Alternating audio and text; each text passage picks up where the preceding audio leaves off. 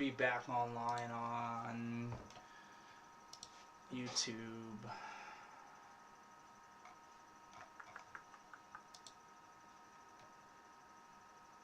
Yep.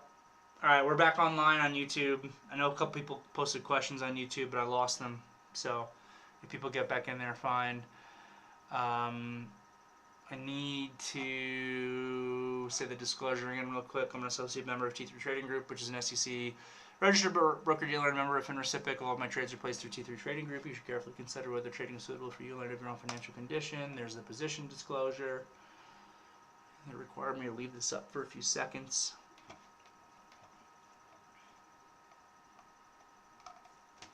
You guys able to get into the new YouTube link that went up? I can post it.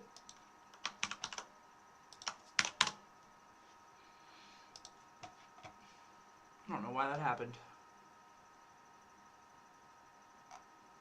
It says there's only one person watching. It's me. Okay. Yeah, so if anybody's in the YouTube and not in the VTF, apologies there. I have no idea how that shut itself off. That's a new one. And thanks, Bill, again for the heads up. And Dave. Bill and Dave. Alright. We were reviewing Kyle's Apple trade. Bought on the continuation hammer, held it all day. Great greed, great trailing. This thing actually, they made it very easy to trail. It doesn't even look like it ever violated the 5-minute trailing rules, which is very rare. Just shows you how strong Apple actually was. So anyway, let me finally finish reading the rest of your question. I decided not to swing any because my entry was well above the daily low. And so in order to trail on the daily, I would technically be giving back more than just house money, as the daily stop would be well, this is a good question. It would be well below my entry. Is this the right mindset when it comes to swinging? Okay, so I appreciate the question because I know we had, just off of someone else's question yesterday, we dove into some of my swing trading rules, a couple meetings ago, where I talked about, being in the money, and then once I commit to keeping the position overnight, I commit to trailing it on the daily chart. One thing that I maybe did not articulate properly was I commit to trailing it on the daily chart, but I keep my original stop loss in. So if your original stop loss was this 5-minute hammer low, I'm going to keep that in, because you don't want to change a game plan in such a way where it can turn a winner into a loser. So what I'm not going to do is, okay, I'm swinging it, so that means I need to give it to today's low because that's the daily chart stop loss. I am going to continue to utilize my original stop loss, which in your case is the low of the 955 bar of 162.57.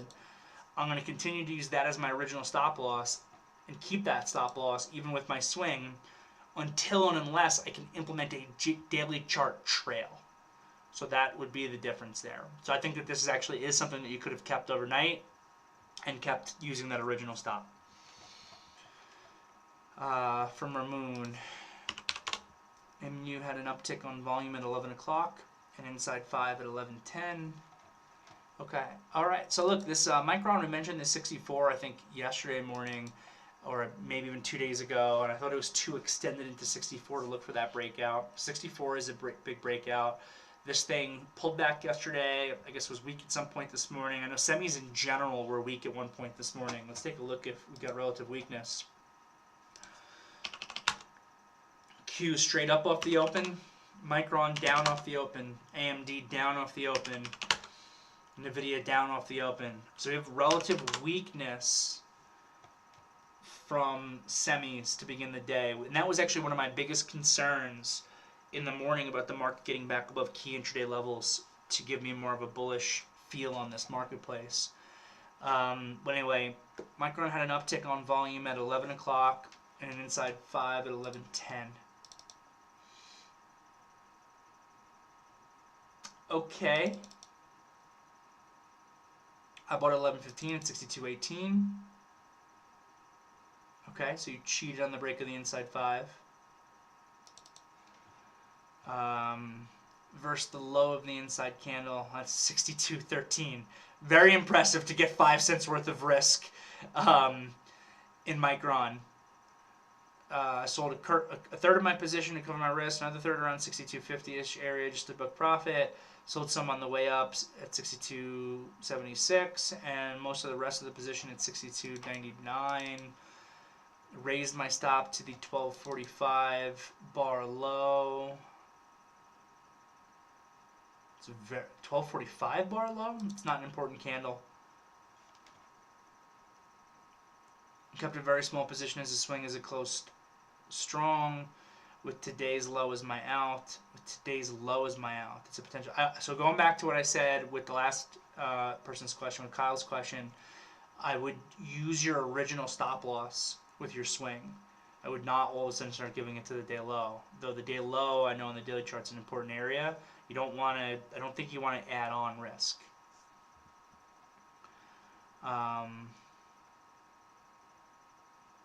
Do you think my swing out is appropriate, or it should be at the 62 level? So yeah, I would use the original stop loss as the out. That's how I would manage it, just because of exactly what I said with Kyle's question. We don't want to have game plans in place that can potentially turn winners into losers by adding on risk. So the thing I want to comment on is the trade itself and the entry.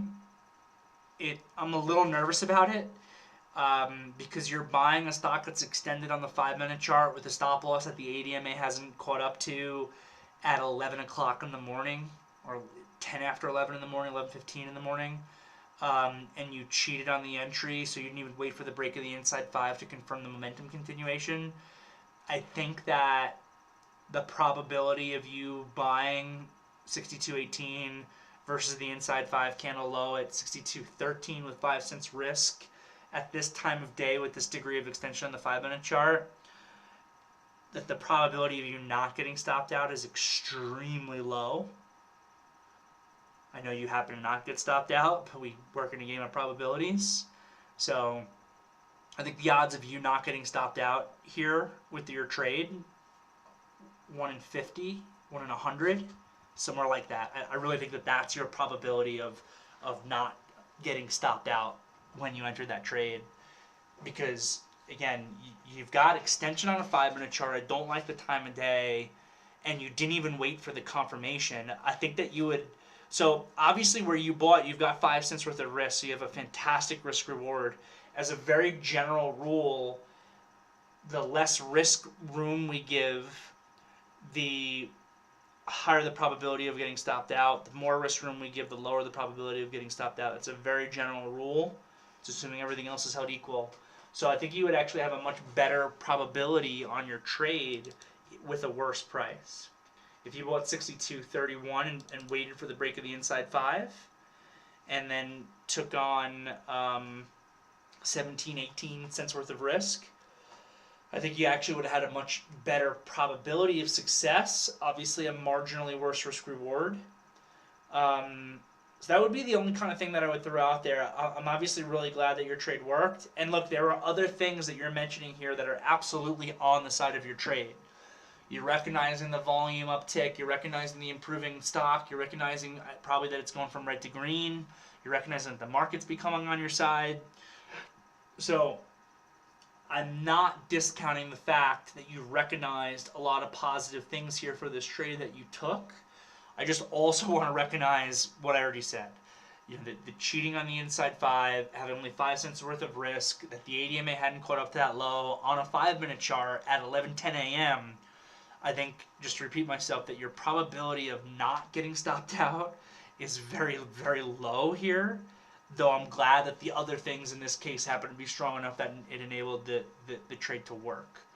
So just a little bit of feedback on that. And then again, as far as the swing stop loss, you know, if you've got enough risk covered on this thing that you can give it down to today's low and still be, you know, at a 0 in a win-win situation with it, fine. Generally, I prefer to stick with the original intraday stop until I can raise it.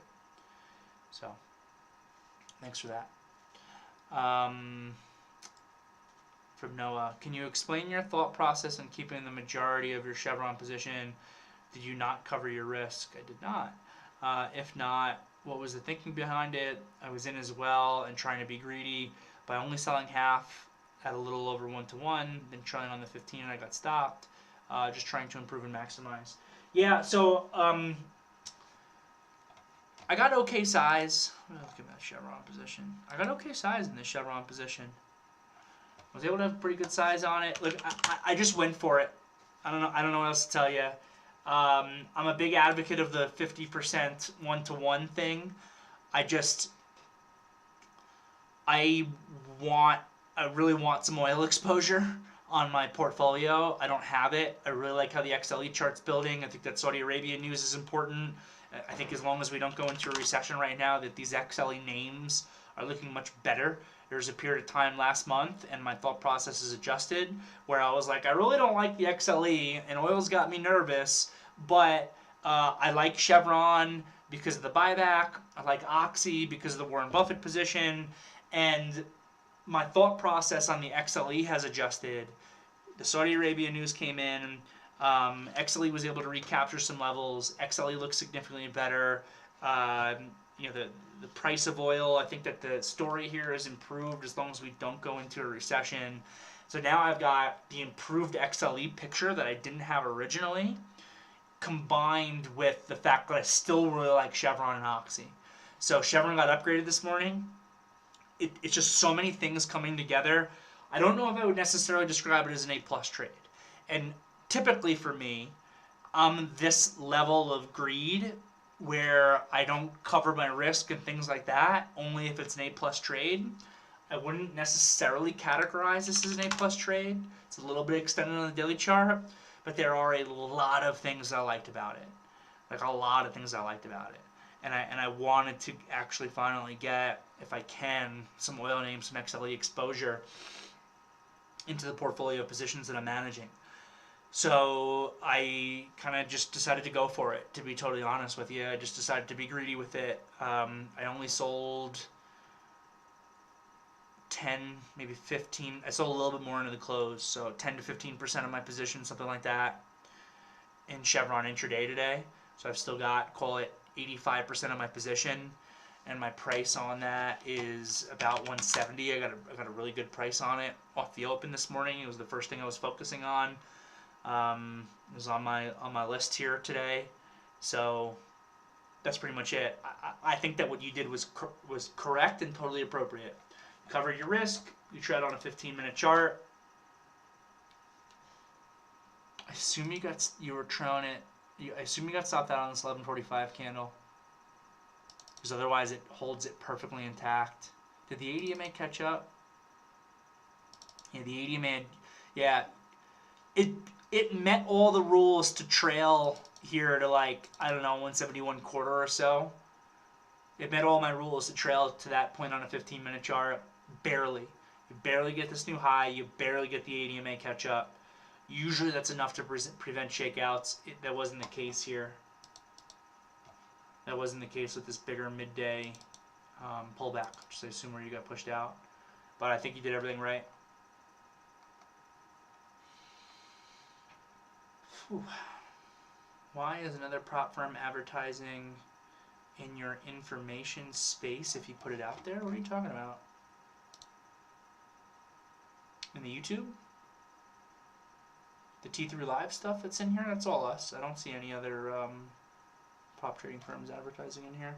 I've had situations where these robots come into the chat and into the comments down the road and just, you know, they're just spam bots that are spamming other trading stuff. I've seen that happen, but I don't see any other advertising for any other companies in the YouTube itself. So if you could point that out to me. If you point out to me where you see that or what that is, I'd appreciate it. Next here we got Rex. Compared to the coin 70 level, I was thinking Meta 117. I know this Meta 117's been on your radar for a while, so I hope you crushed it. You mentioned it. Did you hear that? That was ice falling off the roof. Ice and snow. Anyway, I know this Meta 217's been on your radar, so I hope you crushed it. And you were also focusing on Mara for the 1-2-3 play inside and up that we mentioned in the morning meeting. Love it. So Meta 217 and Mara 1060 level looked a lot cleaner and less price congestion. Would it have higher probability to go for Momo trade even when the ADMA hasn't caught up yet? I longed Meta at 217. Great. I mean, so this first bar was so big in Meta that the ADMA is is like just about caught up to your stop. Maybe not actually when you're executing it to 217. It probably wasn't there yet, but very, very quickly after it caught up to that low. So technically, when you're first getting in, this is a pure momentum trade because the ADMA didn't catch up yet. But within a couple of minutes, you had the confidence of that ADMA catching up.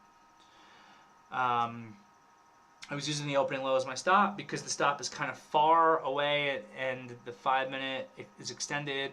I didn't put a lot of shares in it. That's also the right idea. There's a lot of risk on this trade, so you can't take as much shares because of dollar space risk creates a lot of dollar risk.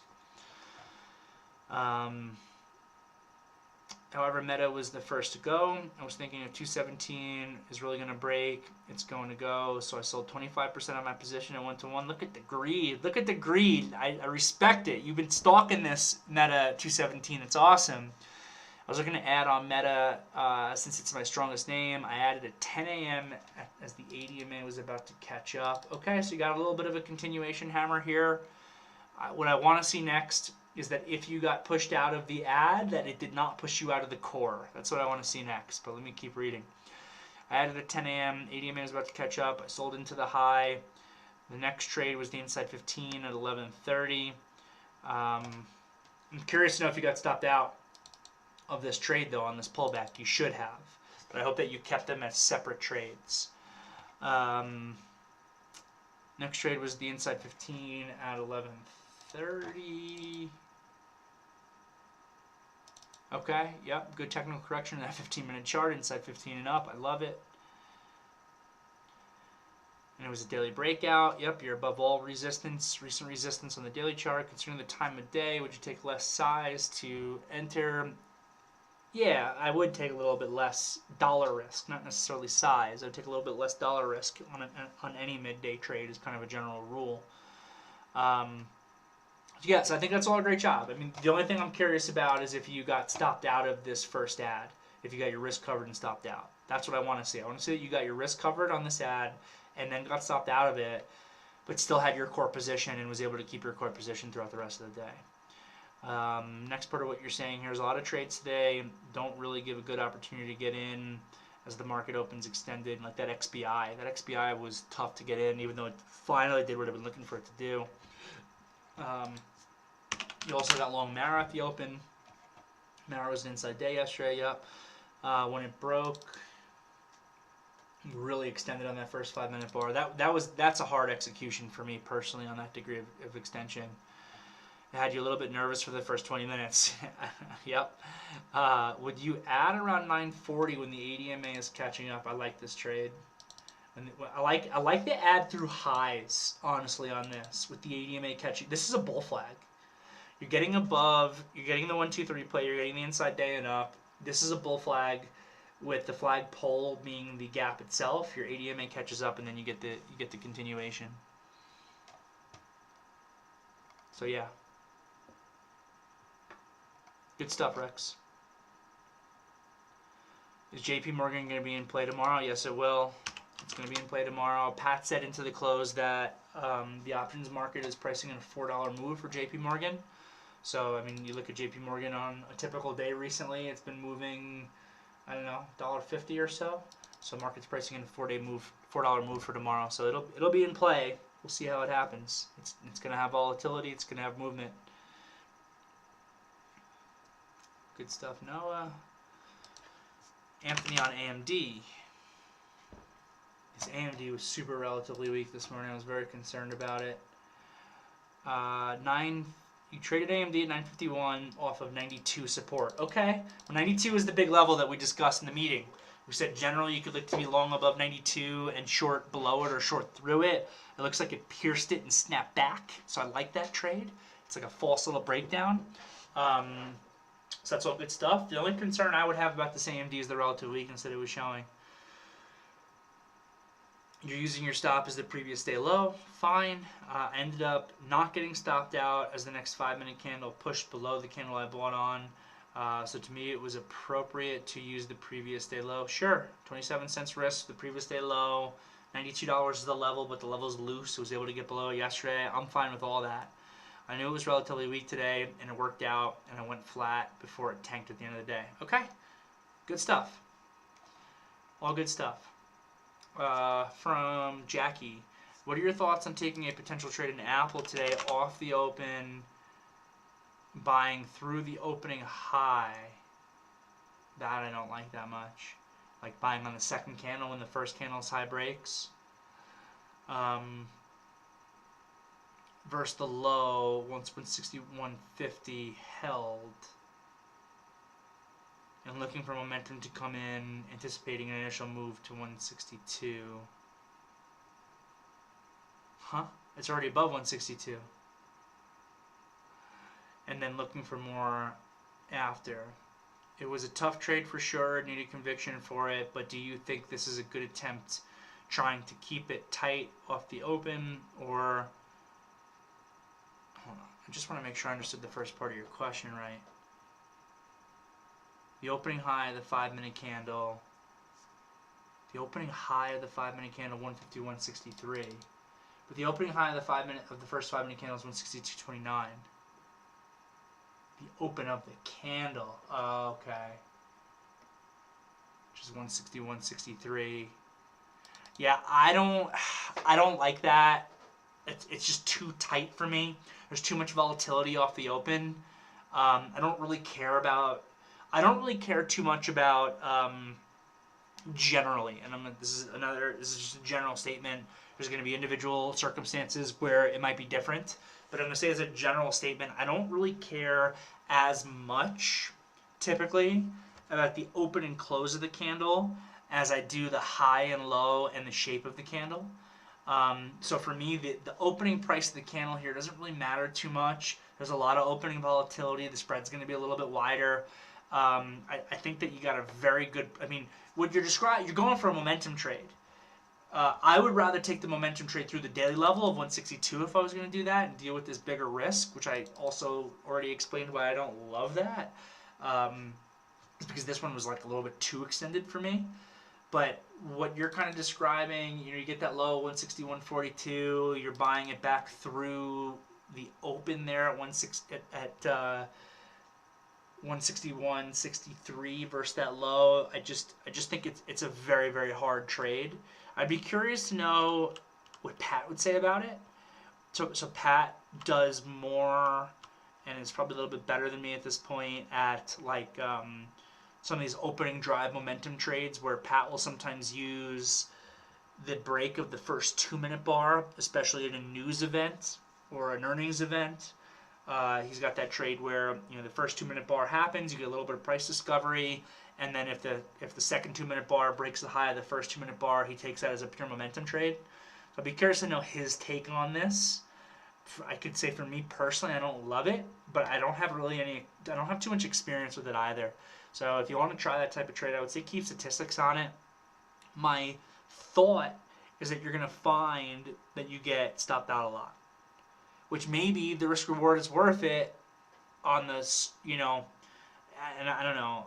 Maybe this is a trade that's got, it turns out where the numbers are, you got a 15% probability of not getting stopped out, but when that 15% actually happens, you get such an overwhelming reward for that really tight risk that you took that it could be a consistently profitable trade. Could be. Could be. So I don't want to misguide you. I've never really executed like that, I guess. My general and original thought process would be that you get pushed out too often for it to not be worth it. But again, I'd also be curious if Pat was doing the afternoon meeting, what he would have to say about it. So, hope that helps. Helping as best I can. Don't want to misguide you. Cool. So it looks like we covered it in the VTF. On the